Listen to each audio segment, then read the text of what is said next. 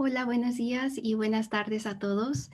Estamos muy contentos el día de hoy de dar inicio al segundo ciclo de conferencias africanos y asiáticos en América Latina, Nuevas Perspectivas.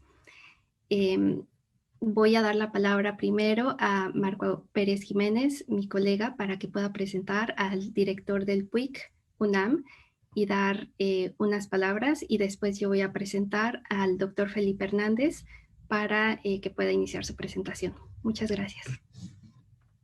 Buenos días a todos. Hola Jessica, buenos días, doctor Felipe, etnólogo José.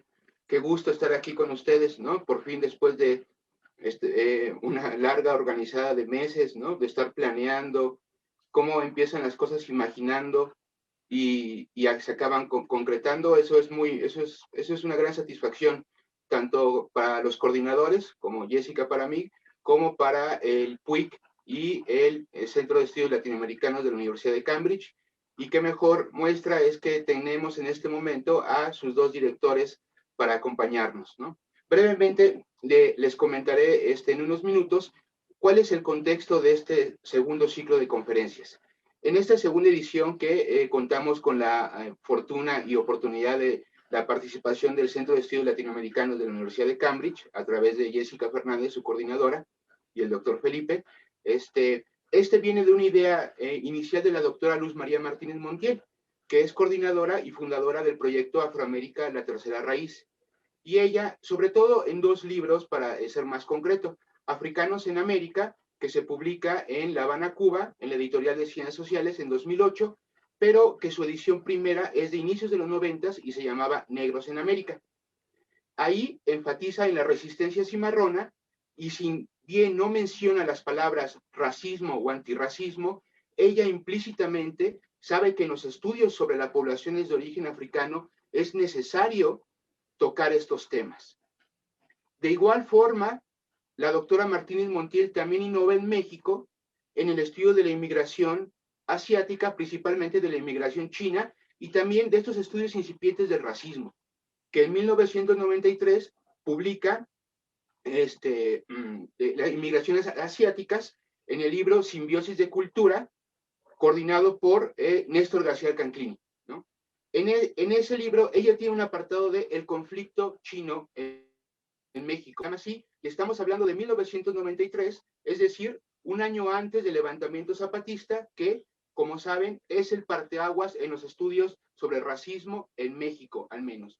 Era increíble, ahorita lo pensamos como increíble, pero antes del 94, sin el levantamiento zapatista, no hubiéramos podido evidenciar estos racismos tan profundos que provienen desde la etapa colonial y se van reproduciendo durante los siglos XIX, XX y XXI. Así que a través de estos estudios, si bien no llamados de racismo, la doctora enfatiza en que hay que estudiar una parte, los elementos culturales, pero también los elementos de inferioridad y de subyugación que estas poblaciones han padecido a lo largo de los siglos.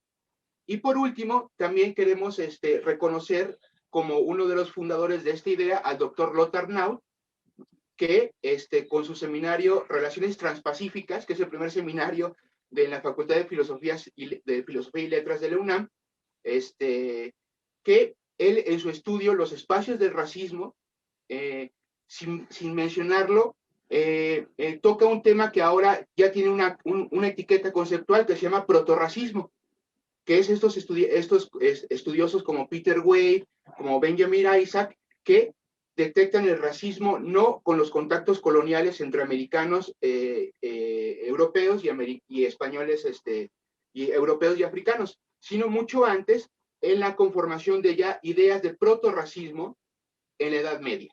Entonces, estamos muy contentos, por tanto, de ser de alguna forma herederos y ahora partícipes con los compañeros del Class Cambridge.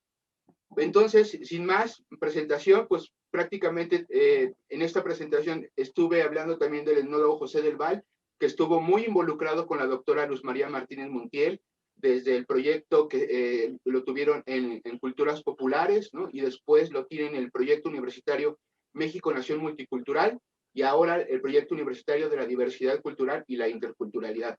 Él ha sido nuestro director, directamente ha apoyado el proyecto Afroamérica, la tercera raíz, Y entonces estamos muy contentos de darle la palabra y para que presente estas conferencias. Gracias.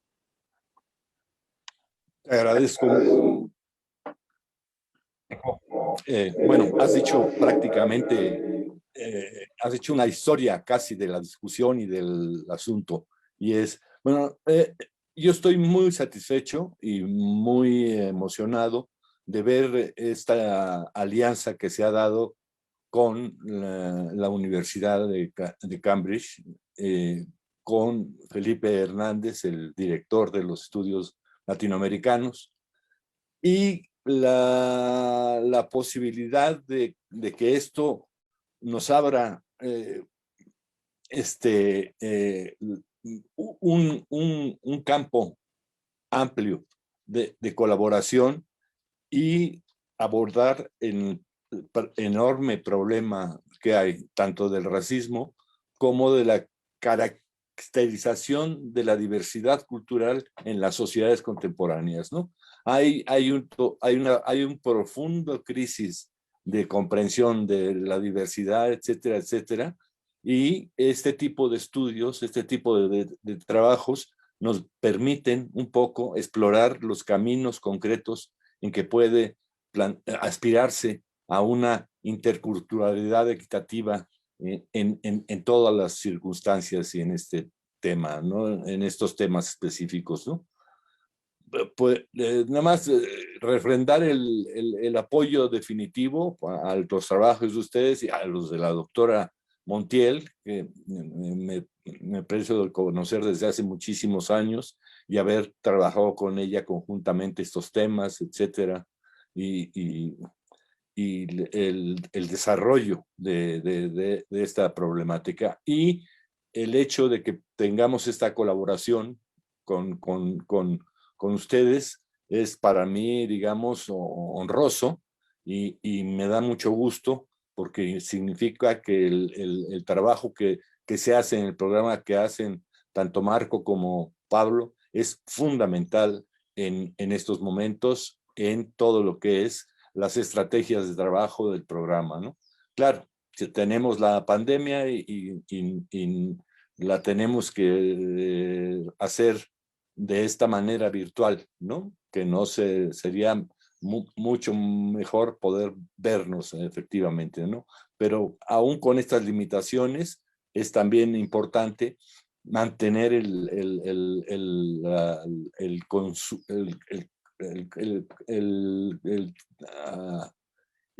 tema abierto a la complejidad que tiene en ese sentido, ¿no? Y veo por la estructura del programa, que ahora lo refrendarán ustedes, es de una enorme amplitud y complejidad, ¿no? O sea, va a ser muy interesante este, este, este, este encuentro, este segundo de conferencias de africanos y asiáticos, es esencial para el desarrollo del programa este ciclo y esperemos su desarrollo y agradecer definitivamente a nuestros coproductores de este evento la posibilidad de desarrollar y que podamos pensar en la continuidad permanente y la consolidación y seguramente la publicación de resultados, etcétera, etcétera. En fin, todo lo que esto implica. Y yo sería lo único que quería decir en este momento. Muchas gracias a todos.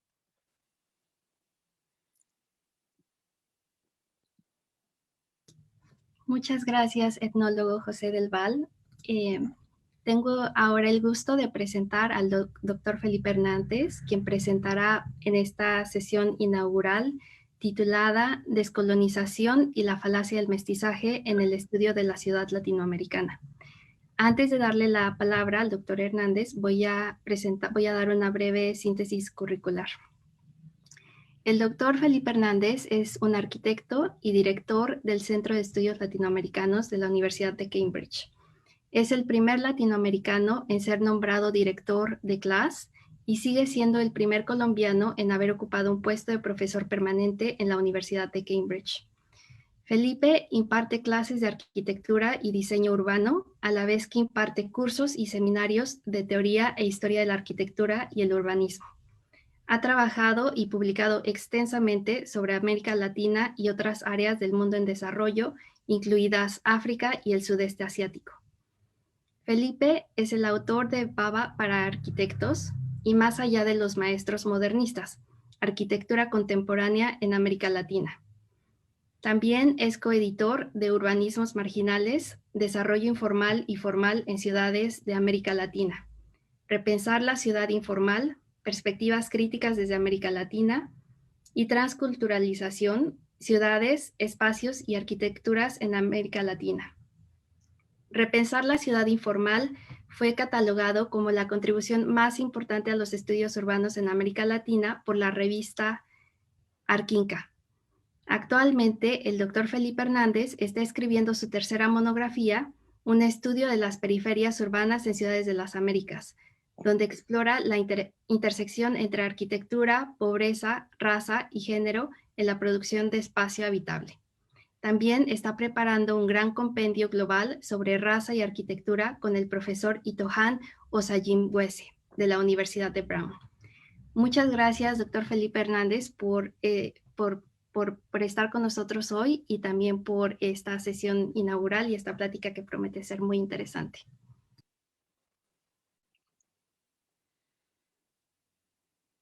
Muchas gracias, Jessica. Pues yo quiero también agradecerle al etnólogo José del Val Blanco, director del programa, al doctor Marco Antonio Pérez y a ti, Jessica, por la invitación y la oportunidad de poder compartir con ustedes el trabajo que he estado haciendo yo personalmente. El gran honor de abrir esta investigación, pero también agradecer la oportunidad que nos dan ustedes al Centro de Estudios Latinoamericanos, hablando a nombre del Centro de Estudios Latinoamericanos, la gran oportunidad que nos dan para establecer esta relación que espero sea duradera y muy productiva. Para nosotros en realidad es un gran honor poder trabajar con ustedes y poder llevar a cabo este evento en conjunto. Y pues sinceramente espero que este sea el primero de muchos. Exacto. Bueno, voy a compartir unas imágenes que tengo aquí. Hang on. Okay, hang on.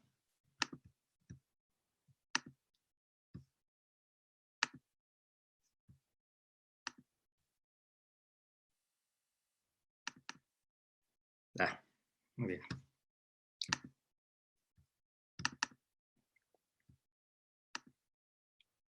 ¿Lo pueden ver? Bueno, muy bien, perfecto. Entonces, demos comienzo. Como decía Jessica, pues yo soy arquitecto, me siento un poco como pez fuera del agua, hablando en medio de profesionales de tantas disciplinas y sobre todo expertos en temas de raza e interculturalidad que ya han venido trabajando y publicando por tanto tiempo sobre estos temas en México y en América Latina. Pues en realidad son temas a los cuales yo me acerco desde mi perspectiva como arquitecto y como urbanista. Y por esa razón, pues trataré de traer, de importar estos temas al contexto de la ciudad, ¿no? Y con ello, pues, a referirme a dos temas que me parecen a mí que están sumamente conectados y que es esta agenda, digamos, actual en la academia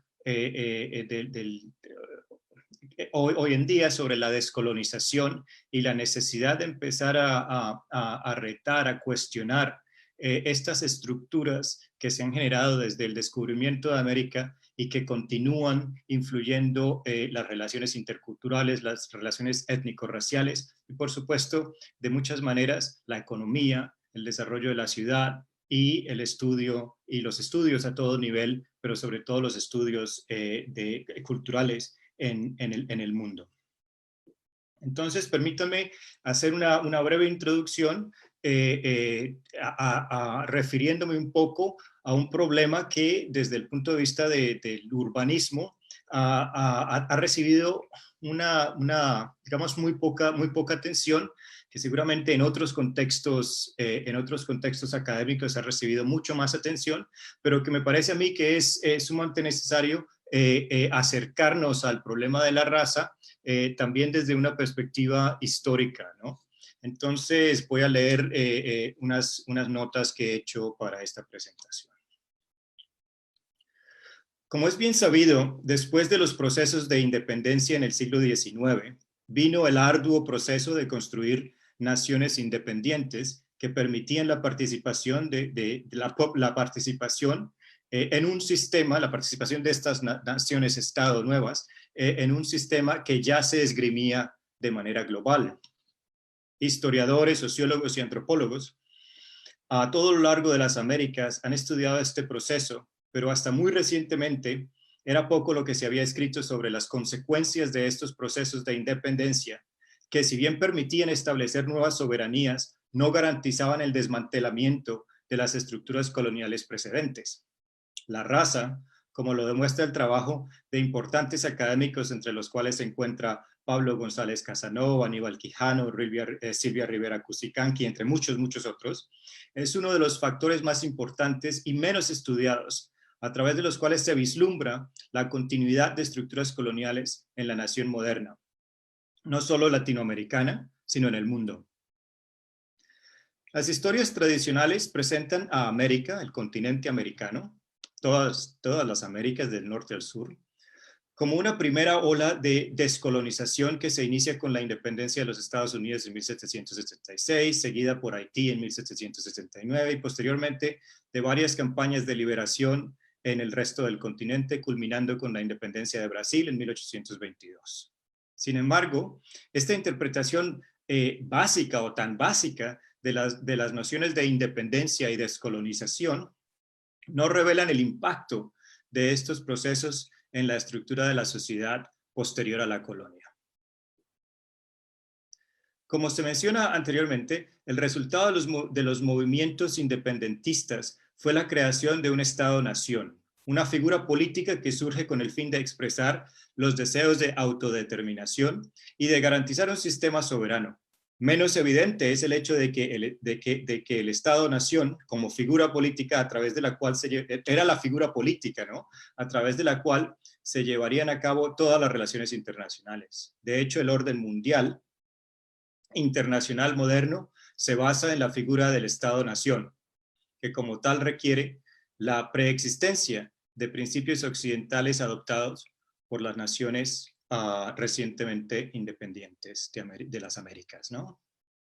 El argumento que estoy intentando presentar aquí es que a medida que se dibuja el contorno del Estado-nación moderno en las Américas, millones de personas quedaban excluidas, negándosele el derecho de ciudadanía y de participación en los estados a los cuales se habían hecho parte o de los cuales se habían hecho parte. En la medida en que se creaba la nación, muchos de los residentes de esta nación, muchos de los ciudadanos de diferentes partes de estas nuevas naciones modernas latinoamericanas, pues eran partes de Colombia, vivían en Colombia, pero no recibían todos los derechos de ciudadanía en Colombia, en Ecuador, en México. Entonces era una especie como de creación de la nación moderna que incluía, pero simultáneamente excluía a ciertos miembros de esas naciones que iban apareciendo. Con ello podemos ver cómo los pueblos indígenas, los esclavos africanos y las mujeres, como minorías étnico-raciales y de género, exponen los límites del Estado-nación como configuración política que, si bien permite la creación de soberanías independientes, no genera las condiciones para eliminar muchas de las estructuras coloniales que la precedían. Es precisamente en estas exclusiones que vemos el valor de conceptos como colonialismo interno de González Casanova, o la colonialidad del poder de Quijano, o las críticas a la multiculturalidad de Rivera Cusicanqui, una multiculturalidad basada, como lo explica ella, en la inclusión condicionada, la ciudadanía recortada y de segunda clase, que moldea imaginarios e identidades subalternizadas al papel de masas anónimas que teatrizan su propia identidad. Y esto lo vemos hoy no solamente de una manera histórica, sino lo vemos, por ejemplo, en situaciones de turismo internacional en las costas del Caribe, en las costas de Colombia, en las costas del Perú, en Brasil, ¿no? En donde estas identidades son teatrizadas, como lo explica Cusicanqui, para atraer un comercio internacional, y de esta forma se reiteran una serie de estructuras étnico-raciales de origen colonial que siguen sosteniendo la economía global. El esfuerzo por resolver las contradicciones inherentes inherentes en la idea de Estado-nación moderna, en el deseo de resolver esas contradicciones, se adoptaron estrategias que permitían homogeneizar conceptualmente la diversidad de grupos que coexistían en estos espacios soberanos con el fin de invisibilizar la diferencia detrás del manto de la mezcla racial o el mestizaje, ¿no? En cierta manera, pues era la idea de crear esta noción homogénea de nación, como lo explicaría de pronto Benedict Anderson o Eric Hobsbawm, la idea de que existe una ciudadanía nacional, una identidad nacional, pero que una idea de una identidad nacional, una imagen de una imaginada de una identidad nacional que en realidad no representa a la totalidad de expresiones que existen en el Estado-Nación. En el caso de Colombia, por ejemplo, Alfonso Múnera explica que, y esta es una cita, la idea de la naciente república, dotada de un mestizaje más o menos completo, ha servido para ocultar a los ojos de los estudiosos de la historia colombiana uno de los ejes centrales sobre los que giró la formación misma de la nación del siglo XIX. El descomunal esfuerzo por someter y suprimir las razas negra e indígena del territorio patrio y la construcción temprana de los textos fundacionales del pensamiento criollo colombiano, de una idea de nación brutalmente violenta y excluyente de las llamadas razas inferiores. Edward Telles, por su parte, se refiere a la noción de mestizaje como una romantización y afirma en el caso de Brasil que, esta es una cita, que la mezcla de razas representa un conjunto de creencias que los brasileños tienen sobre la raza, incluyendo la creencia de que se han mezclado en líneas raciales mucho más que cualquier sociedad y que los no blancos se incluyen en la nación brasilera, lo cual, insiste, es una falacia. De hecho, continúa Telles, al igual que Brasil, muchos otros países en América Latina se aferran cariñosamente a sus ideologías de mestizaje. Esas naciones han fusionado una raza híbrida mejorada de mexicanos, dominicanos, venezolanos y así sucesivamente. De todos modos, dice Telles, el tema de la mezcla de razas en América Latina tiende a reducirse a versiones romantizadas que a menudo son aceptadas como visiones de nacionalidad del pueblo latinoamericano, sancionadas por el Estado. O sea, se convierte en un discurso oficial, ¿no? La idea del mestizaje, de la mezcla de razas, con el fin de evadir las complicaciones inherentes en la idea de nación moderna, heterogénea y multirracial, ¿no? Es decir, el reto de tener que legislar para una nación heterogénea y multicultural y multirracial, pues es mucho más complicado que homogeneizar la nación y legislar para una nación homogénea. Es por ello que Telles concluye que la noción de mestizaje no tiene en cuenta que en toda América Latina esta noción de mestizaje fue construida bajo la ideología de supremacía blanca y ha sido incapaz de prevenir las injusticias raciales que cada vez más quedan al descubierto en la región. Otro académico que ha trabajado extensamente este tema, como lo mencionaba inicialmente Marco, es Peter Wade. Peter Wade también afirma que la noción de mestizaje no ofrece una solución a las jerarquías inherentes en las sociedades latinoamericanas postcoloniales y modernas, sino que por el contrario refuerza exclusiones coloniales que no han sido superadas de manera práctica en el mundo. Y es importante recalcar que la crítica a la existencia de exclusiones raciales no se hace únicamente en relación a los países de América Latina, sino que se expresa como una problemática mundial. Y de esta manera se concibe el hecho que el colonialismo no tiene solamente un impacto en los países que fueron países colonizados, sino que el colonialismo ha tenido un impacto global que también afecta a las estructuras socioeconómicas de los países colonizadores, que fueron colonizadores, ¿no?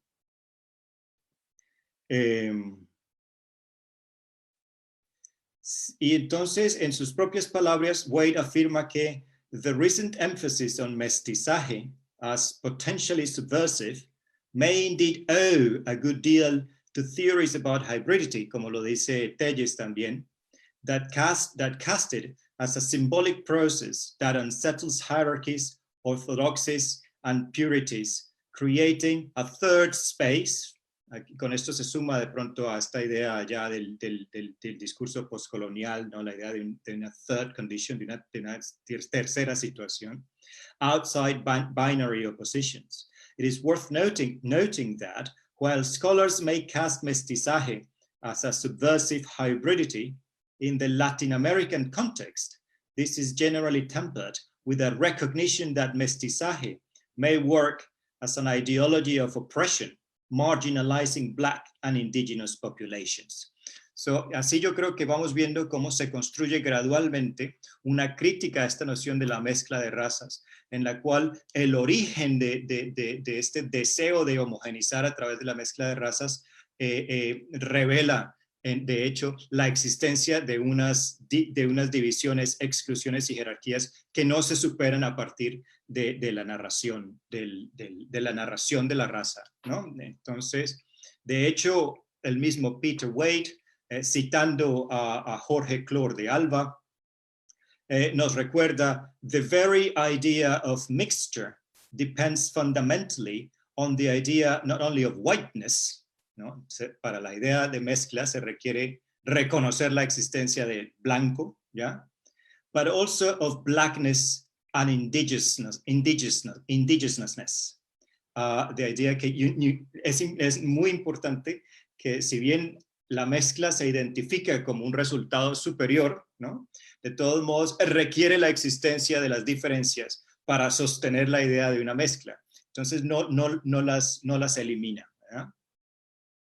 The idea of the mestizo nation needs the image of los negros and los indios, or given the gendered nature of mestizaje, one might say las negras, las indias. The concept of mestizaje as an all-inclusive ideology of exclusion, que es una expresión muy bonita, ¿verdad? En la que es the all-inclusive ideology of exclusion does not recognize this to some extent, precisely in the possibility of inclusion. La idea de inclusión se convierte en el significante mismo de las exclusiones raciales que prevalecen aún en las naciones latinoamericanas. But it fails for that reason. It fails to recognize the dependence on the ideology on its excluded others, ¿no? Me parece a mí que aparece un discurso sumamente interesante allí en relación a la manera como la idea de mezclar razas, como lo decía Telles, como lo han dicho todos estos que he citado, si bien aparece como una especie de noción romantizada de una idea de ciudadanías, poblaciones, ¿no? Homogéneas que representan una historia latinoamericana a través de sus mezclas, en realidad no reconocen esa existencia, sino que mantienen sus divisiones y sus jerarquías. La crítica que nos presentan estos autores, solo algunos de los muchos que trabajan el tema en la actualidad, se refiere a las realidades, a realidades que escapan los límites del discurso académico y requieren análisis más amplios y específicos. En otras palabras, si bien es cierto que el fenómeno de la discriminación racial se puede ver en todos los países de América Latina, no es posible generar sus expresiones, ni pensar en soluciones continentales a un problema que presenta diferencias importantes en cada país. Es por eso que hoy, después de esta breve introducción, me referiré a Colombia y a su urbanismo, los dos ejes centrales de mi trabajo académico. El concepto de espacio, me voy a referir inicialmente a la idea de espacio, ¿no? En términos de como espacio, que en el contexto, yo creo que del discurso postcolonial y hay una intersección muy importante con el urbanismo y la arquitectura, ¿no? Porque nos referimos al espacio como un concepto sumamente abstracto, pero en el momento en que entramos a trabajar sobre temas de raza, pues inicialmente convergen en estos lugares, por decir así, que han ocupado estas minorías étnico-raciales en muchas de las ciudades latinoamericanas. Inmediatamente hablamos de raza, definimos ciertos espacios que en el caso de la ciudad muchas veces se convierte en la periferia. Puede ser que esta periferia no sea una periferia geográfica, es decir, no sea una periferia en las orillas de la ciudad. Pueden ser espacios que se encuentran burbujas etnorraciales y económicas de pobreza en centros de ciudades, pero de todos modos periféricas en términos a una construcción social, ¿no? Entonces, y en este momento, pues quisiera llamar la atención a la creación de una interseccionalidad entre el discurso urbano-arquitectónico, el discurso de raza y muchos discursos de geografía y sociología que son latentes ahora en América Latina. Entonces, el concepto de espacio ocupa un lugar importante tanto en el discurso colonial como en el urbanismo. La ubicación de áreas específicas para diferentes grupos sociales en posiciones geográficas estratégicas es una de las características clave tanto de la empresa colonial como del diseño y la planeación urbana. El sociólogo Aníbal Quijano sostiene que la raza se convirtió en el criterio fundamental para la distribución de la población mundial en rangos, lugares y roles para soportar la sociedad moderna bajo una nueva estructura del poder, el capitalismo. Quijano explica que en las Américas las poblaciones indígenas fueron confinadas a la servidumbre y los afrodescendientes a la esclavitud, mientras que los españoles blancos se establecían como el grupo étnico-racial dominante. Si bien no se trataba ni en ese entonces ni ahora de clasificaciones claramente definidas, la estratificación racial sustentaba una compleja distribución de derechos y de acceso a la propiedad, cuyo impacto determina la configuración espacial de la ciudad colonial. Y de hecho, continúa influyendo la ciudad contemporánea y esta distribución, con lo cual, y esto lo podemos ver, ¿no?, en el hecho de que los afrodescendientes y las poblaciones indígenas tienden a residir en la periferia urbana, como lo explicaba antes, no necesariamente en las orillas, pero en condiciones de periféricas, donde residen en condiciones de pobreza, excluidos del sistema económico que sigue dominado por descendientes de europeos blancos y una clase dominante mestiza. Y es por ello que he afirmado yo muchas veces que en Colombia, por lo menos, también se podría ver en otras partes de la región andina de Sudamérica y en Brasil, la configuración física de la ciudad es una expresión magnificada de una estructura de origen colonial. Y ahora, como ejemplo de esta, digamos, me he estado refiriendo a unas ciertas generalidades, pero también en cierta manera diciendo que es importantísimo enfocar este discurso porque hay diferencias en diferentes partes del continente, en diferentes países e incluso en diferentes ciudades dentro de diferentes países. Pues quisiera usar como ejemplo un trabajo en la ciudad de Cali, ¿no? Entonces, y aquí es donde voy a empezar a mostrar las imágenes que he preparado para hoy.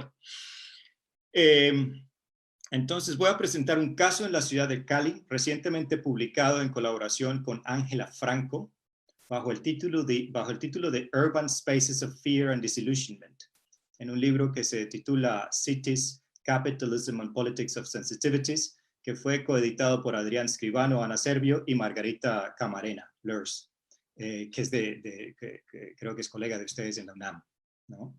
Los testimonios fueron recogidos por Ángela Franco durante su investigación doctoral y representan una aproximación innovadora y muy importante en el estudio del urbanismo en Colombia y sobre todo en relación a los complejos debates étnico-raciales que allí se presentan. Me voy a concentrar en los testimonios de los habitantes de un sector de la ciudad y a través de ellos intentaré evaluar las políticas de vivienda que ponen a comunidades de afrodescendientes desplazadas por la violencia a vivir en barrios donde también habitan paramilitares de derecha, exguerrilleros de izquierda, desmovilizados durante el proceso de paz en Colombia. En estos barrios promovidos por el gobierno y diseñados por arquitectos, víctimas y victimados del conflicto en Colombia ocupan un mismo espacio en la ciudad, la periferia, y estos se convierten en espacios de miedo para comunidades que han sufrido históricamente desde la colonia. El aspecto más importante que quiero destacar es el impacto psicológico de esta exposición, de estar expuestos a condiciones de extrema violencia desde la esclavitud hasta los abusos a los que han sido sometidos por grupos paramilitares en el campo, que los obligó a emigrar hacia las ciudades, donde no solo siguen sufriendo la amenaza de los mismos grupos subversivos, sino que además son expuestos a la violencia urbana de pandillas, tráfico de drogas y a la exclusión de una sociedad inherentemente racista. Así espero responder, digamos, a los temas de este congreso. Para empezar, voy a citar algunas estadísticas que me parece que pueden ser útiles, ¿no? De acuerdo al Internal Displacement Monitoring Center, Colombia es el segundo país con mayor desplazados en el mundo después de Siria, ¿no? Con 5.700.000. Por supuesto, estas cifras cambian constantemente, pero de todos modos Colombia está entre los 3 primeros siempre lugares con mayor número de desplazados internos en el mundo.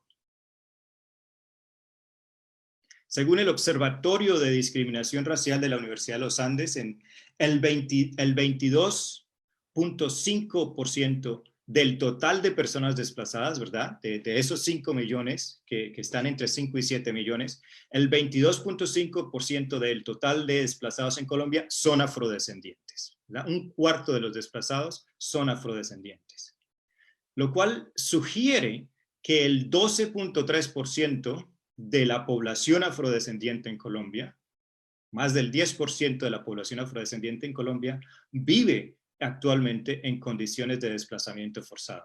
Me parece que estas son estadísticas sumamente importantes, ¿no? Dada la magnitud del desplazamiento en Colombia, en el año 2012 el gobierno creó un programa de vivienda 100% subsidiada para albergar a los damnificados por la violencia. Este programa ya ha terminado, pero se inició en el 2012, terminó en el 18, creo. El programa se proponía construir 200.000 casas en todo el país, pero hay que recordar que con más de 5 millones de personas desplazadas, 200.000 casas cubre algo menos del 5% de las unidades necesarias para albergar a todos los desplazados, ¿verdad? Entonces, por una parte, está el hecho de que el programa de vivienda subsidiada es insignificante dada la magnitud del problema, pero además hay una serie de factores que hacen que los beneficiarios del programa vivan en condiciones de miedo, vulnerabilidad y precariedad constante. Brevemente me voy a referir a 3 aspectos. Primero, las condiciones espaciales del barrio. Segundo, la forma en que las viviendas fueron distribuidas. Y tercero, la presencia de la muerte en la vida cotidiana de los residentes de estos barrios.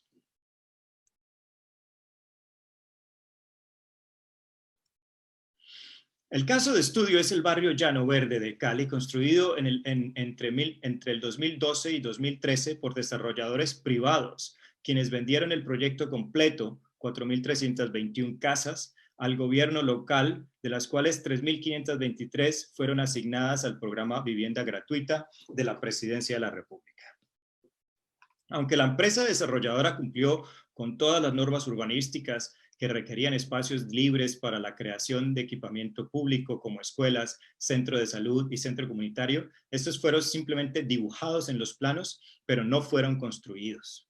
Los parques, por ejemplo, en realidad son espacios baldíos, sin luz, ocupados por pandillas y negocios de mecánica y soldadura, donde no se puede llevar a cabo actividades recreativas. Solo en el año 2016 se construyó una escuela primaria, pero todavía no hay un centro de salud terminado. Las casas son de 47 metros cuadrados. Este es el barrio, allí pueden ver, son todas casas igualitas, ¿no? Hay un río, un caño, no sé cómo se dirá, cómo lo llamarán ustedes, pero un corredor de aguas negras fétido, y pues una serie de espacios centrales que se llaman parques, pero que no tienen ningún atractivo, ¿no? Las casas son de 47 metros cuadrados, fueron entregadas en obra negra, es decir, sin terminar, con los cuales los beneficiarios tenían que revocar, poner acabados de piso, instalar baños y ventanas, ¿no? Entonces era llegar a vivir en estas casas y tener que terminarlas. Allí hay una imagen que muestra los parques, en qué consisten los parques, ¿verdad? Los espacios son diminutos y por ley no se permiten ampliaciones o la creación de negocios, lo cual implica que los usuarios viven en condiciones de hacinamiento y sin poder desarrollar actividades económicamente productivas, a pesar de no recibir subsidios del Estado. Una de las los residentes nos dice, en la casa de al lado viven 11 personas y todas las casas del barrio tienen 2 habitaciones en las que solo hay un espacio para una cama. En cada habitación hay espacio para una sola cama. Las casas solo tienen un baño y por ello ella dice la señora, tengo que dormir con la bebé para que mi otra hija duerma sola en un cuarto. No se pueden poner 2 camas y ni siquiera una cuna porque no cabe. O sea que ella duerme en una cama sencilla con la bebé y su hija en otra cama, ¿verdad? En otras palabras, las condiciones espaciales son precarias y no ofrecen ningún beneficio a los habitantes que llegan de manera forzada a la ciudad y esperando encontrar allí oportunidades que les fueron negadas en su lugar de origen. Entonces ahí se ve una idea de los espacios verdes, más o menos. Y pues lo que estaba diciendo yo de las casas, ¿no? En realidad, las camas sencillas, no hay espacio para unas camas dobles y solamente hay 2 cuartos, los cuartos no tienen puerta y en estas casas pues viven pues, familias de muchos habitantes. Distribución de las viviendas. Ahora veamos los sistemas usados para asignar las casas, que fue por lotería y por algoritmo. El primer sistema por lotería fue creado para distribuir las casas al azar de tal manera que no hubiera posibilidades de fraude. Teniendo en cuenta que los desplazados son víctimas del conflicto y que los miembros de agrupaciones paramilitares y guerrilleros son ambos considerados víctimas del conflicto, todos recibieron casas en los mismos barrios y el resultado es que exguerrilleros llegan a vivir junto a sus enemigos, los exparamilitares y las víctimas de ambos grupos. Como nos dijo un residente, el presidente Santos vino y nos tiró aquí, a las víctimas junto con los desmovilizados de la guerrilla y con los paramilitares de derecha, porque tenían que firmar el proceso de paz. Aquí, en la misma cuadra, vivimos los que éramos víctimas y los que antes nos mataban. Durante las visitas encontramos, por ejemplo, panfletos que sentenciaban a muerte a personas que viven en el barrio. Estos, por supuesto, no los puedo publicar por razones de seguridad de las personas, porque mencionan nombres de personas, pero panfletos que circulan libremente en los que grupos paramilitares sentencian a otros residentes del barrio a muerte, lo cual lo que revela la existencia de sistemas, digamos, de sistemas legales de juicio y de justicia paralelos a la justicia nacional del país, ¿no?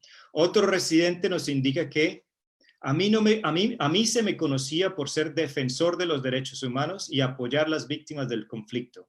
Cuando llegué por aquí por primera vez, unos hombres me estaban esperando al frente de la casa, charlando con mi hijo menor. Me dijeron que sabían todos mis movimientos y que solo habían venido a decirme que hay áreas a las que no puedo ir. Estamos hablando de minorías étnico-raciales en la periferia de Cali, ¿verdad?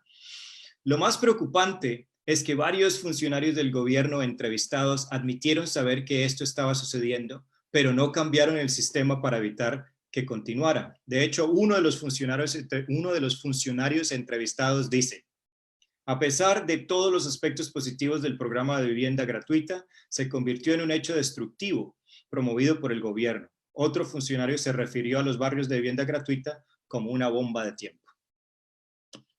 Otra modalidad de asignación de viviendas fue por algoritmo. Esta es muy interesante, lo cual, entonces aquí están distribuyendo las casas. Este es el presidente Santos.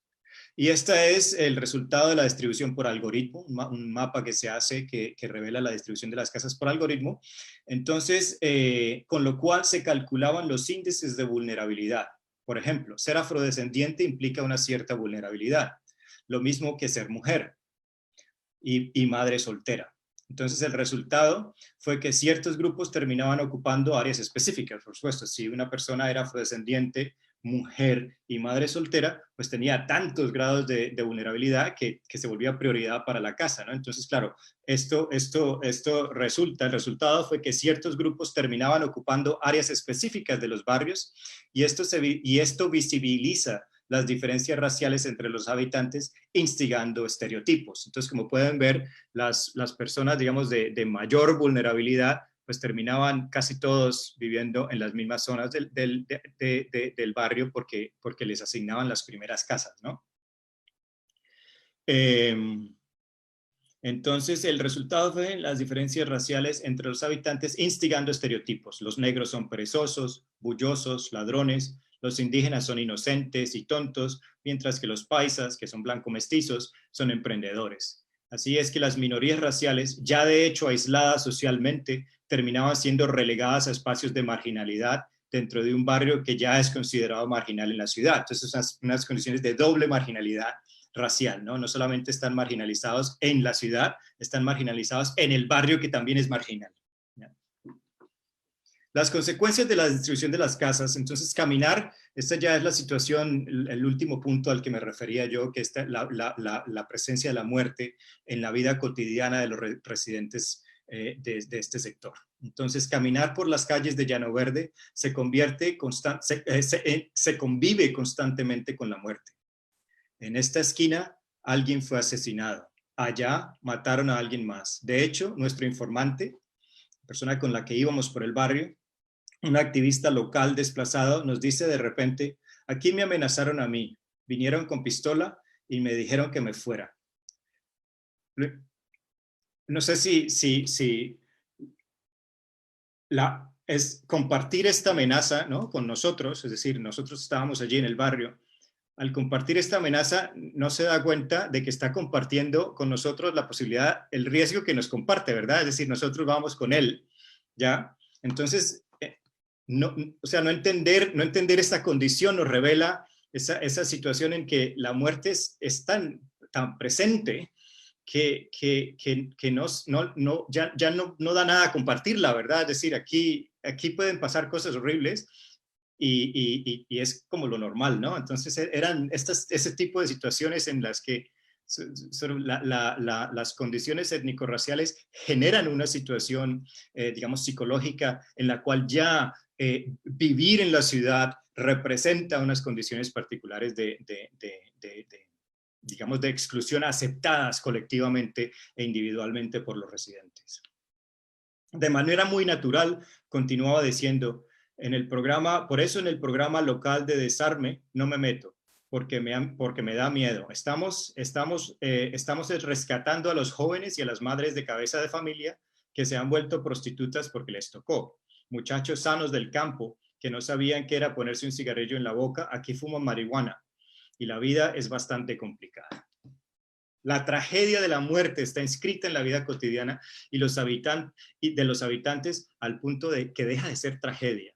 De hecho, se comparte. Aquí me amenazaron a mí, para mí significó que yo iba caminando con alguien a quien podrían venir a matar en cualquier momento, pero la muerte es tan cercana para los habitantes de Llano Verde que no es problema compartirla. Las conversaciones con las madres de familia son muy reveladoras e impactantes. Leeré algunas más solamente para darnos una idea. Una bala perdida mató a un niño aquí. El niño estaba jugando con una pelota enfrente de su casa cuando lo cogió una bala. Allá mataron a 2 muchachos del equipo de fútbol. Nosotros pensábamos que veníamos a vivir en paz aquí, pero todo era una mentira. Aquí sigue la guerra y nos siguen matando a los niños. Otra madre nos relata: hace 15 días mataron a un muchacho, le dieron 3 tiros en la cabeza. Había otro muchacho que creía que lo llevaban a gastar la fuma y apareció en el parque principal. En menos de una semana han matado 3 muchachos que hacen parte de grupos de consumo. Otra madre nos dice: una de las cosas más difíciles que una madre o un padre puede vivir aquí es tener que enterrar a sus propios hijos. La ansiedad que estas madres revelan, su rechazo a la violencia del barrio, sumados a los relatos de privación material, desengaño, desilusión, nos revelan una geografía urbana oculta, donde se intersectan una gran cantidad de aspectos que no son tenidos en cuenta por las instituciones gubernamentales que promueven los barrios gratis, ni por los funcionarios de la Oficina de Planeación Municipal, ni tampoco por los arquitectos que diseñaron los barrios. Sin embargo, esta geografía oculta es clara en la percepción de la vida urbana de los afrodescendientes de Cali. Otras declaraciones de residentes locales lo comprueban. Por ejemplo, uno puede ubicar fácilmente en esta ciudad dónde está la población afro. Esto lo dice un afro, ¿no? En lo laboral, usted ubica dónde están. Colombia en general es un país que discrimina. Las personas que no tienen un conocimiento también terminan creyendo que solo nacieron para ser delincuentes o para morirse. Para los afrodescendientes, la geografía de la ciudad está dividida en zonas. Entonces ellos ya, esta intersección entre pobreza, raza y espacio a la que me refería al iniciar la conferencia, está dividida en zonas, algunas a las que no tienen acceso y otras ocupadas por ellos en donde prevalece la muerte. Me gustaría irme a un conjunto, dice otro entrevistado, me gustaría irme a un conjunto cerrado en una clase alta. Yo sé que también hay consumo de droga en esos espacios, pero la convivencia y el entorno son mucho más diferentes para los hijos. Una cuñada salió de Decepaz y se fue a un conjunto cerrado de aquí de Cali, y los hijos tienen otra visión. Mientras que allá eran unos gamines, tenían problemas con la comunidad, peleaban con todo el mundo, los robaban, los maltrataban. Ahora ya uno es técnico en sistemas, son de la cruzada cristiana, son con diferentes expectativas de vida, con diferentes amistades sociales. Entonces yo quiero eso también para mis hijos. Aquí viene el imaginario urbano ubica las oportunidades en otros lugares, ¿no? Entonces está esta espacialidad también.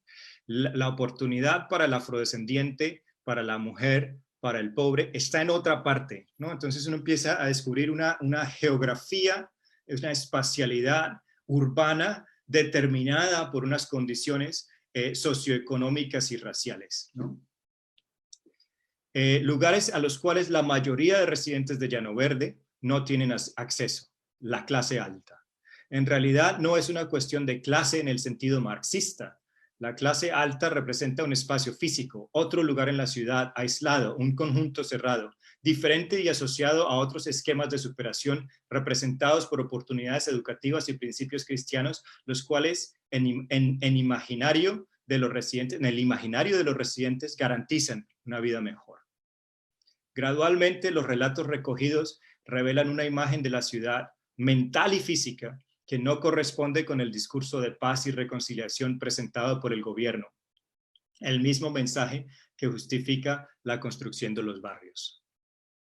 Bueno, ahora quiero hacer ya como para terminar un pequeño desvío, un excursus, porque escribí esta ponencia en medio de una prolongada pandemia, ¿no? Que espero termine muy pronto. Millones de personas se enferman todos los días. Miles han fallecido trágicamente y muchas otras han sufrido de COVID de otras maneras, sin poder visitar a sus hijos o a sus padres o a sus amigos. Esto sin mencionar el creciente número de personas que han perdido su trabajo, su estabilidad económica, la capacidad de mantenerse a sí mismos y a sus familias, y por ello han perdido también su autoestima. Una gran cantidad de estos son los sujetos excluidos de la modernidad, los indígenas, los afrodescendientes en las Américas y en el mundo. El periódico británico The Guardian informó que que la tasa de mortalidad en los Estados Unidos por COVID entre afroamericanos y latinos está aumentando drásticamente, exacerbando ya la asombrosa división racial en el impacto de la pandemia que ha devastado particularmente a las comunidades de color. El 8 de enero de 1921, un artículo publicado en The New York Times indicó que la desigualdad racial representa un gran desafío estructural en los Estados Unidos de América, que se ha hecho más visible por la pandemia, ya que los afroamericanos, latinos y nativos americanos están siendo infectados con el coronavirus y son hospitalizados en tasas más altas que los estadounidenses blancos, y además han muerto a causa de la enfermedad casi 3 veces más. En junio del 2020, hace un año casi ya, al principio de la pandemia, The Guardian informa la situación en Brasil cuando no se había agudizado al punto que lo está ahora, ¿no? Y ya sabemos muy bien que la manera como está afectando a las poblaciones afrodescendientes. Cada día vemos informes similares sobre muchos países del resto de las Américas, dejando clara la existencia de disparidades raciales y confirmando el hecho de que las ciudades a lo largo de todo el continente mantienen sistemas de urbanización excluyentes. Pero si el COVID expone la condición espacial de las disparidades raciales en las áreas urbanas de todo el continente, los debates más recientes sobre el acceso a las vacunas revelan disparidades globales entre los países más ricos del norte y los del sur. Informes recientes de las Naciones Unidas y la Organización Mundial de la Salud indican que los países más pobres tendrán dificultades para recibir vacunas y de hecho es posible que no puedan iniciar programas de vacunación eficaces hasta el año 2024. Aún más alarmante fue el artículo publicado en el periódico inglés The Guardian el 23 de diciembre pasado y titulado "Vacunas COVID demoradas para países pobres". El jefe de asuntos humanitarios en este artículo, el jefe de asuntos humanitarios de las Naciones Unidas, afirma que es poco probable que los países más pobres obtengan un acceso sustancial a vacunas COVID hasta la segunda mitad del próximo año, lo que significa que los países europeos más ricos podrán seguir siendo vulnerables a nuevas olas de infección para años. Con ello, la tragedia de millones de personas pobres en el sur global se convierte en una amenaza para Europa y los Estados Unidos. Dada la gravedad de la situación, y con eso pues se revelan esas estructuras globales de centralidad y periferalidad en la cual Suramérica, África se convierten en una amenaza por así decirlo, para el centro del mundo desarrollado. Dada la gravedad de esta situación en el mundo hoy, no podía dejar de mencionarla, porque me parece que también intersecta de una forma muy importante y relevante los discursos de la raza y la etnicidad. Para concluir, quiero citar al extraordinario crítico jamaiquino Stuart Hall, quien en una de sus Du Bois Lectures en la Universidad de Harvard anunció: "We still have to explain why these racial classificatory systems persist, why so much of history has been organized within the shadow of their primordial binaries, and why, above all, everyday action and common sense language and thought, as well as the larger structural systems of power that organize the distribution of wealth, resources, and knowledge differentially across society and between groups, all continue to operate with this apparently weak, unsubstantiated, untenable, nearly but not quite erased biological trace. Simply put, we still have to account for why race is so tenacious in human history, so impossible to dislodge." Con esta breve cita, Stuart Hall nos deja el reto de explicar la persistencia de un sistema que continúa causando disparidades, reduciendo el valor de la vida para las minorías étnicas que sufren segregación, precariedad, enfermedad y muerte en razón de la raza y muchas veces solo el color de la piel.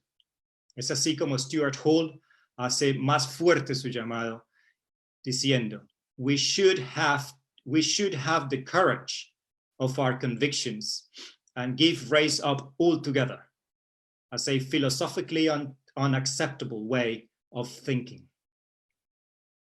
No habría manera de expresar un deseo descolonizador de forma más enfática. Propongo que al iniciar un ciclo de conferencias sobre la raza en América Latina, asumamos este reto no como un objetivo intangible, sino como una responsabilidad ética. Muchas gracias. Muchas gracias, Felipe, por esta fascinante presentación sobre el impacto que tiene la colonialidad del mestizaje sobre la racialización de los espacios urbanos. Y bueno, a mí me gustaría, antes de empezar con la sesión de preguntas y respuestas, y abrir e invitar, por supuesto, que a todo el público a escribir en el chat que tenemos cualquier pregunta, comentario que les gustaría que comentemos, pues empezar con dos preguntas que a mí me surgieron y también darle la palabra a mi colega Marco Pérez, por si él quisiera complementar algunas de estas palabras. También damos la bienvenida a que participantes de esta llamada puedan escribir sus preguntas en el chat. Bueno, una de las primeras preguntas que me surge es, generalmente el discurso racial del mestizaje se entiende como un habilitador de una mayor sociabilidad entre diferentes grupos sociales o étnico-raciales, de forma que hay como mucha más fluidez en las interacciones de estos grupos. En contraposición con otros proyectos raciales, como de segregación, en la que los espacios están mucho más claramente divididos. Entonces, me pregunto, cuando tú hablas sobre las burbujas etnorraciales, que implican no necesariamente una periferia geográfica, sino más bien social, ¿y qué proximidad hay entre estos barrios o estas viviendas que tú examinas en este caso y otros espacios urbanos que pudieran facilitar también cierta conexión y cierta movilidad social en algún momento? Bueno, esa es mi primera pregunta. Después, y un poco relacionado con esto, es ¿quién decide el grado de vulnerabilidad de los grupos que mencionaste que habitan estas viviendas? Porque mencionas que muchos de estos están en áreas específicas de los barrios que instigan ciertos estereotipos entre los grupos.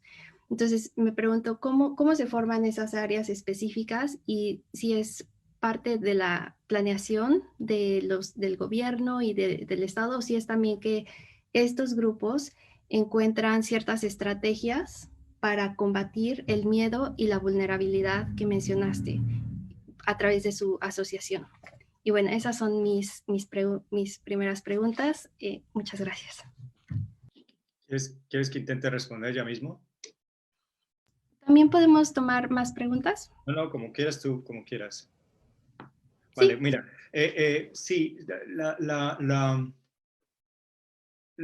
yo creo que me sumo a una crítica al mestizaje, no porque considere que la noción del mestizaje como noción, como concepto sea negativo. Es casi que ideal, pero es precisamente esa idealización la que lo hace complicado, ¿no? ¿Verdad? Porque en realidad lo que ha ocurrido en América Latina es que precisamente porque no han habido esas segregaciones tipo Sudáfrica o Estados Unidos, ¿no? Es decir, que el racismo estaba inscrito en la ley, ¿no? Entonces, por ejemplo, vimos las leyes Jim Crow en los Estados Unidos que inscribían la segregación, inscribían el racismo en la ley y dividiendo esto. Nuestras constituciones latinoamericanas en muchos casos no las inscribían, ¿no? sino que al contrario, aparentemente eran inclusivas. Y por esa misma razón, pero el comportamiento colectivo no lo era. Entonces, entre las personas, el racismo continuaba, pero era difícil, digamos, trabajar con las exclusiones raciales porque en principio y legalmente ellas no existían, ¿verdad? O sea, ¿cómo vamos a trabajar el racismo si aquí no hay raza, división de raza, ¿verdad? Entonces creaban unas dificultades legales, por lo menos en Perú, Colombia, Ecuador, ¿verdad? Venezuela, creaban unas dificultades en la medida en que el afrodescendiente no existía como una figura legal, ¿no? Como una figura... Entonces, eso es importante. Lo que sucede ahora es que entonces hay unas, digamos, convergencias en las ciudades latinoamericanas que varían de un lugar a otro, pero las convergencias existen, digamos, en Brasil. La mayoría de habitantes de ciertas favelas en Río, por ejemplo, son afrodescendientes, lo mismo que en Perú, en algunas ciudades de Perú, no en todas, pero bueno, en algunas ciudades de Perú es posible identificar los habitantes de origen indígena, los habitantes de origen afrodescendiente, y en Colombia pues también aparecen pockets, como hay ciudades diferentes, pues por ejemplo en Cartagena y en Colombia, en Cartagena y en Cali, es fácil identificar los lugares que ocupados por los afrodescendientes. En Bogotá es algo más complicado. Sin embargo, como tú bien sabes, el trabajo de Julia Torino pues identifica precisamente estos pockets, ¿no? De estos espacios, burbujas, como los llamas tú, Jessica, que son ocupados por comunidades afrodescendientes, y ya verás que hay comunidades afrodescendientes del Pacífico, que son diferentes a las comunidades afrodescendientes del Raizal, que son diferentes a las comunidades afrodescendientes de la costa Caribe. Entonces, que son inclusive que hay inclusive hablar de el afrodescendiente es una generalización en la medida en que ya dentro de Colombia mismo hay diferentes grupos de afrodescendientes, ¿verdad? Entonces es sumamente complicado. La pregunta que me haces al final de esta primera parte de tu pregunta, cómo hacerlo, cómo resolver, es sumamente complicado. Supongo yo que podemos iniciar estas conversaciones hoy, pero no habría una solución directa en términos de planeación urbana o urbanismo de diseño. Pero yo pienso que reflexionar sobre la existencia, y primero que todo reconocer la existencia de estas diferencias, reconocer la existencia de estas actitudes racistas y de segregación, es un primer paso para empezar a buscar las soluciones, ¿no? ¿Y cómo se calculaba la vulnerabilidad? Fíjate que esa pregunta es sumamente importante, porque se hacía de una manera casi que irrisoria, ¿no? Es decir, eran simplemente marcadores superficiales. Entonces, y además que tenían, en este caso en particular, pues tenían que ser self-identified, ¿no? Entonces, claro, la persona tenía que decir, yo me considero afrodescendiente, ¿no? Entonces, llenar la casillita, y las condiciones eran de casilla, ¿no? Entonces, afrodescendiente, indígena, no sé, mujer, hombre. Entonces, claro, tú podías llenarlo o no, o ignorarlo, pero en la medida en que sumabas más grados de vulnerabilidad, que eran género, raza, ability, ¿no? Minusválido, todo ese tipo de cosas, en la medida en que tú llenabas casillitas, pues aumentaba tu vulnerabilidad y te daban la casita, ¿verdad? Entonces eran unas cosas sumamente superficiales.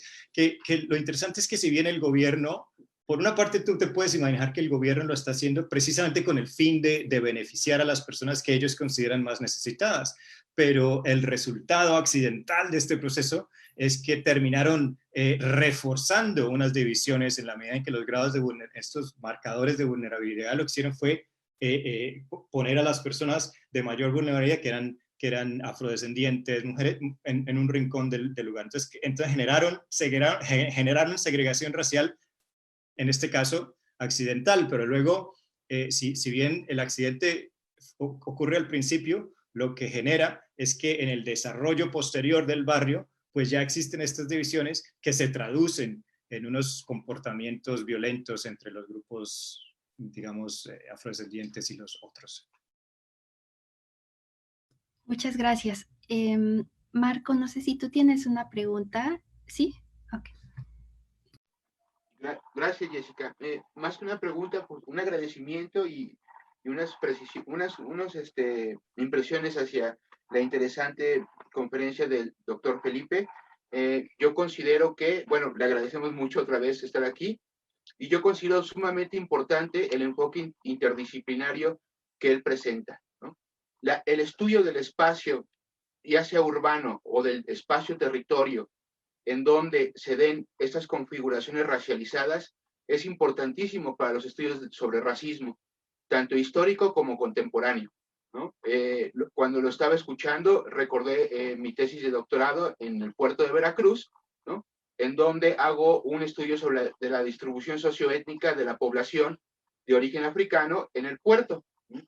Porque se decía que era esta población había ascendido muy importante socialmente, ¿no? Como grupo, ¿no? Pero más bien son individuos, porque se ve en esa distribución que los propietarios del centro del puerto de Veracruz, 9 de cada 10 son españoles, y entre ellos 8 de cada 10 son españoles europeos, ¿no? Y cómo vemos que los afros más importantes que habían ascendido en la escala socioeconómica, cómo los vemos viviendo en los barrios populares, dentro de la muralla, sin tomar en cuenta la pauperización que estaba a las afueras de la muralla del puerto de Veracruz, ¿no? Y también en el caso de las poblaciones asiáticas en México, por ejemplo, las leyes que promovieron los guetos para hacinar a la población de origen chino en los 30 en todo el norte de México, ¿no?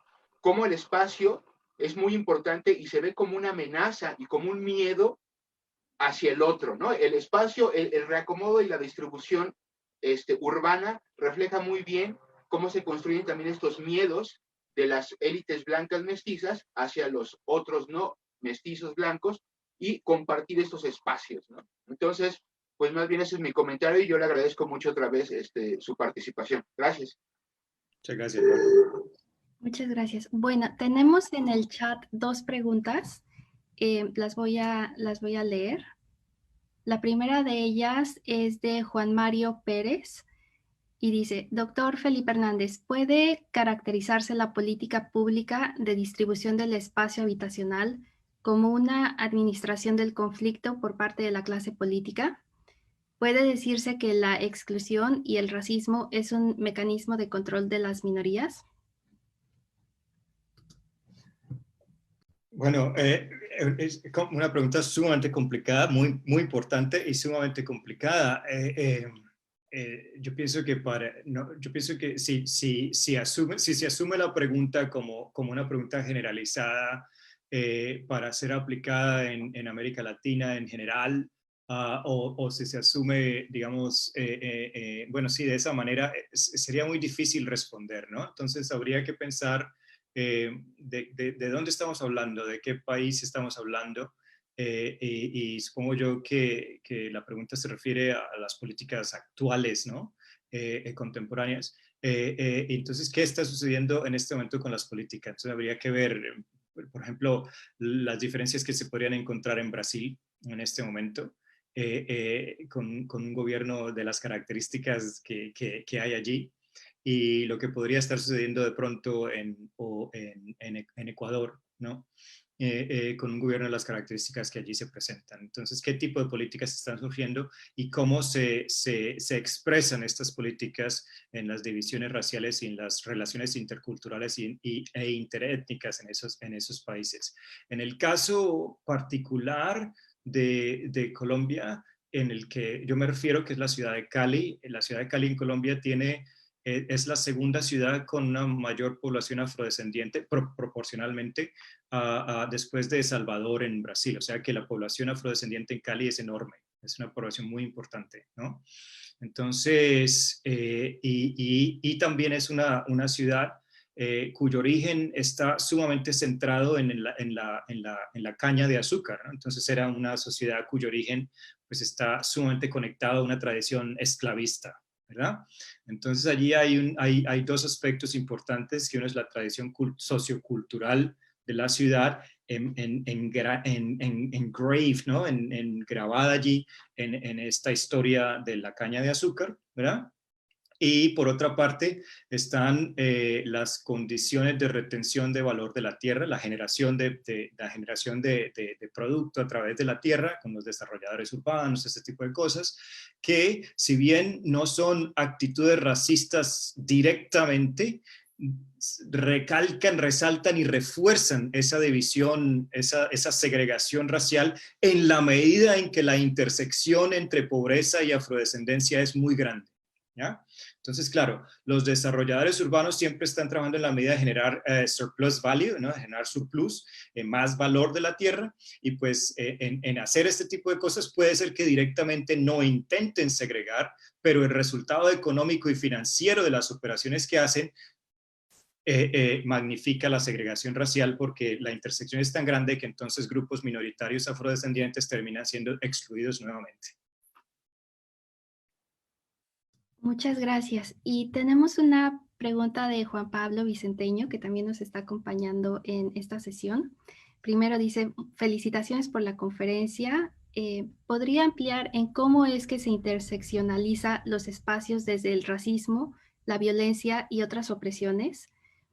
¿Podría añadir algunas pautas metodológicas para su estudio en otras realidades de América Latina? Ya.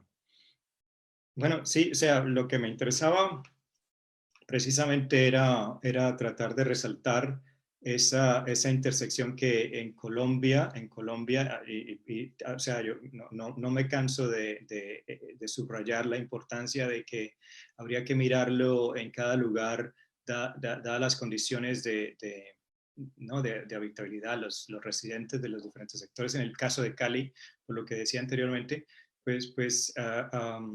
me parece que esa intersección entre raza y pobreza y periferia urbana me parece importante. Entonces, el hecho de que digamos, las poblaciones afrodescendientes tienden a ser más pobres y por esa razón entonces ocupan una periferia urbana. Ahí hay una intersección de tres aspectos fundamentales, pero el otro aspecto que yo estaba trayendo a colación aquí era el hecho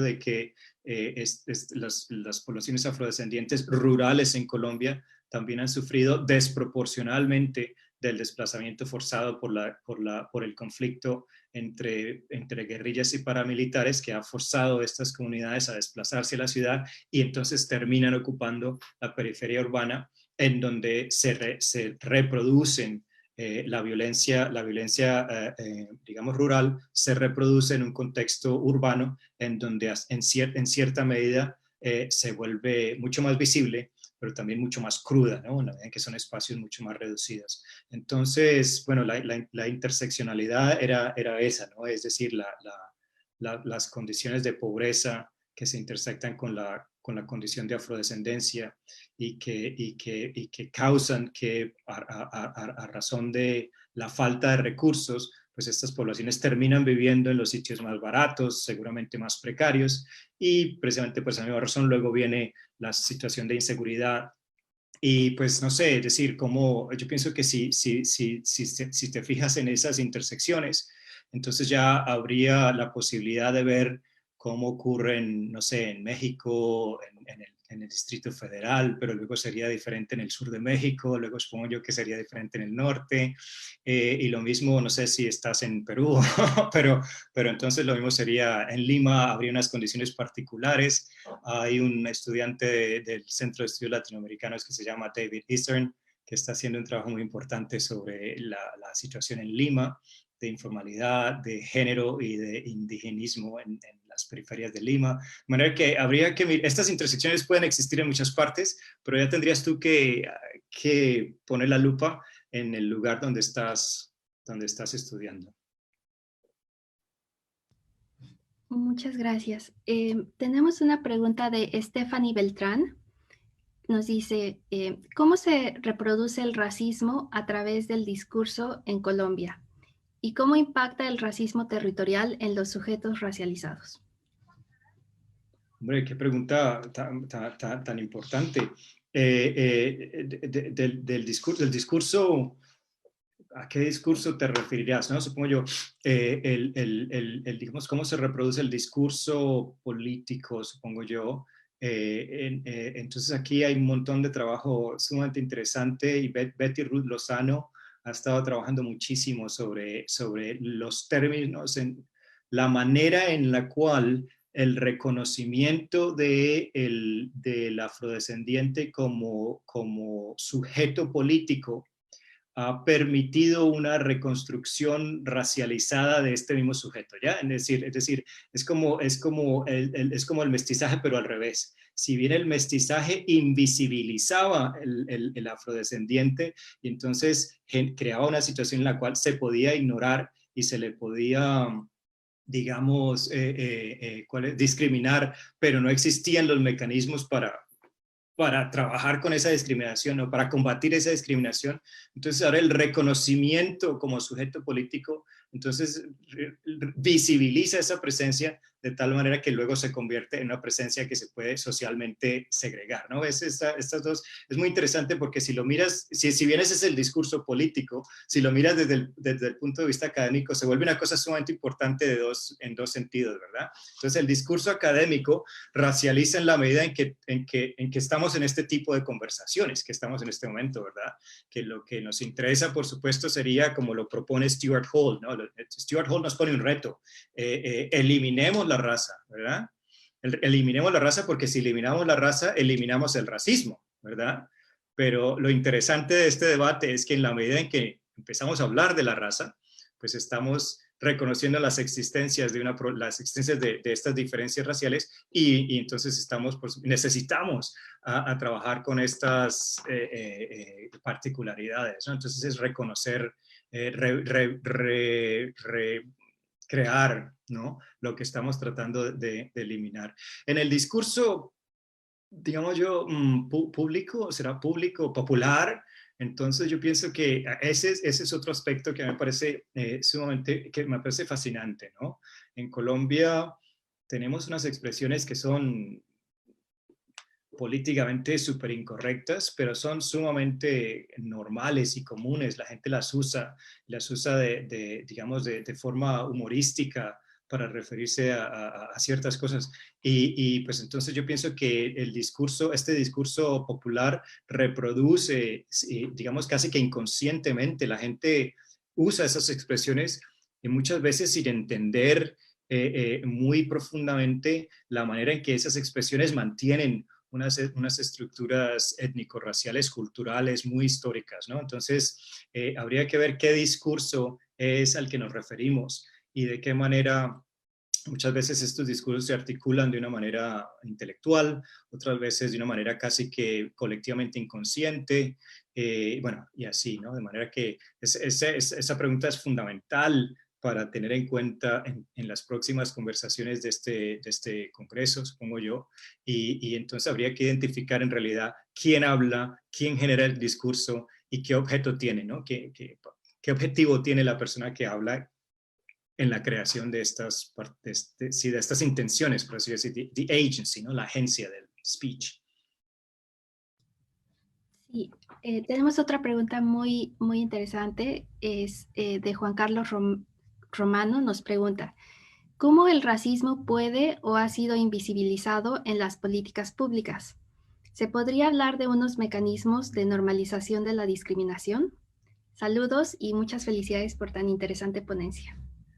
Sí, es verdad. Yo pienso que se ha invisibilizado y respondo específicamente desde Colombia, ¿no? Porque sí, para poder responder, es decir, con cierta validez, sí, en Colombia, sobre todo en términos de desarrollo urbano, de planificación urbana, en las normas de desarrollo urbano, no existen los mecanismos inscritos para trabajar con grupos raciales, con diferenciaciones raciales, sino que se hace sumamente desde el punto de vista económico, es decir, de ingresos. Entonces hay una estratificación social basada en el ingreso de los ciudadanos y esta pues inmediatamente invisibiliza la raza, ¿verdad? O sea, no podemos ver quiénes son los que ganan menos, pero las estadísticas muestran que los afrodescendientes ganan menos. Entonces, ves que ahí es donde se invisibiliza el problema y la política pública se articula a través del ingreso económico sin darnos cuenta sin hacer estos análisis. Hay un montón de trabajo muy importante en Colombia de un señor Urrea en Cali, Boris Salcedo también,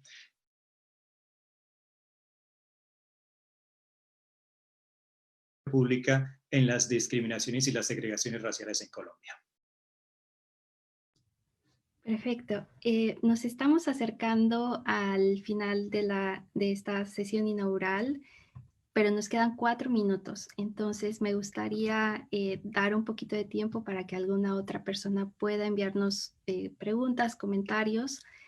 Hasta ahora pues han escrito varias personas como Erendira Aparicio, dando felicitaciones por esta gran ponencia. Es una realidad etnosocial racial muy marcada en América Latina. También Susana Vázquez envía saludos y felicitaciones por la presentación. Y bueno, mientras recibimos más preguntas, yo tengo una que me surgió de la conversación que estábamos teniendo anteriormente sobre la presencia tanto de desplazados víctimas del conflicto como de paramilitares de la derecha. Y me pregunto si en relación con la distribución de los espacios conforme a la autoidentificación de las personas, también da alguna luz sobre cómo están representados estos dos grupos. Es decir, hay mayor representación de grupos indígenas o de grupos afrodescendientes en alguno de estos dos grupos o de mujeres, o no necesariamente. Sí, fíjate que lo interesante es que la autodefinición indígena ha existido en los censos nacionales por mucho tiempo, pero otras definiciones, autodefiniciones étnico-raciales solamente fueron inscritas por primera vez en 1996, creo. Es decir, en el último censo del siglo XX, del 95-96, no recuerdo muy bien. Cuando se inscribieron afrodescendiente, Roma y Raizal. Raizal en Colombia pues son las islas del Caribe, ¿no? San Andrés y Providencia, que se les considera son afrodescendientes, pero se considera más de pronto de origen anglosajón. Entonces se generan esas 3 autodefiniciones. Con lo cual es muy reciente hablar de afrodescendientes, y precisamente en el trabajo de Urrea en Cali, pues él ha hecho un trabajo etnográfico enorme por los últimos 20 años, y entonces, claro, la noción de mestizaje de la que hablábamos hoy, pues ha generado una situación en la que muchos afrodescendientes prefieren no autodefinirse como afrodescendientes en la medida en que se sienten parte de una sociedad homogénea. Entonces además existe también el miedo de la segregación, es decir, que si yo me declaro a mí mismo afrodescendiente, es muy posible que por esa declaración vaya a sufrir de otras formas, ¿no? Es decir, en la medida en que se piensa que el censo puede tener, el formulario del censo puede tener un efecto, de manera que hay muchas razones por las cuales estas autodefiniciones son bastante, no sé cuál será la razón, cuestionable viene a la cabeza, pero no cuestionable desde el punto de vista judgmental, ¿no? Como de negativo, sino cuestionable desde el punto de vista práctico de lo que puede implicar decir quién soy yo.